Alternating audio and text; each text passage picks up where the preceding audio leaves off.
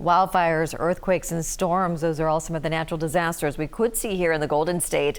The California Disaster Airlift Response Team wants to make sure that crews are ready in case of an emergency.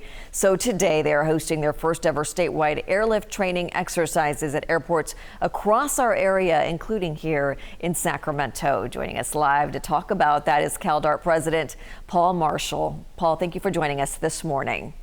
My pleasure. Tell us about these exercises happening at the airport and why they are so important for first responders. Well, it's important for disaster responders to know each other and know what they can do. And so with this exercise, we're reaching out to disaster responder professionals throughout the state. In Sacramento, there's been some interest from the access and functional needs people of the CalOES group on how people with various handicaps might be able to use aircraft. So we'll be working with them a bit. And in general, we're going to 60 airports around the state today. The Mexican border, the Oregon border, up in the Sierras and out on the West Coast and in our central metro areas as well. Okay, amazing. And tell me a little bit more. Can the people come and watch the trainings that are happening? Will anyone be alarmed by any noises that may be happening during the trainings?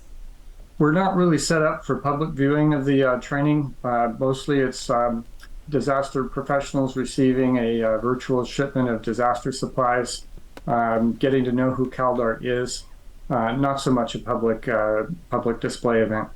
What advice would you have for families? I know we just experienced a minor earthquake in California. What would you tell families as far as how they can help first responders should a natural disaster occur?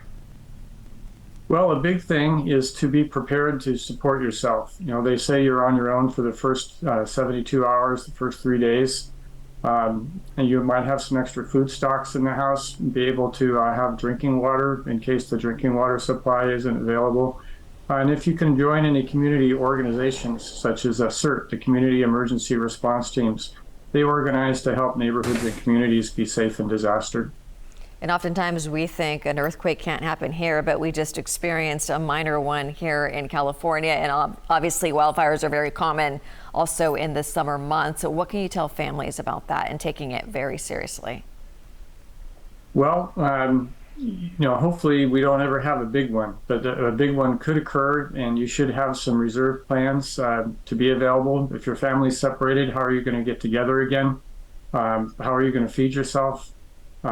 If you're living in a remote area, it may be a long time before help gets to you. So it's good to think about these things.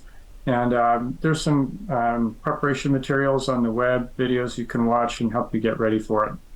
Paul Marshall with CalDART, thank you so much for joining us. Good luck with your exercises today.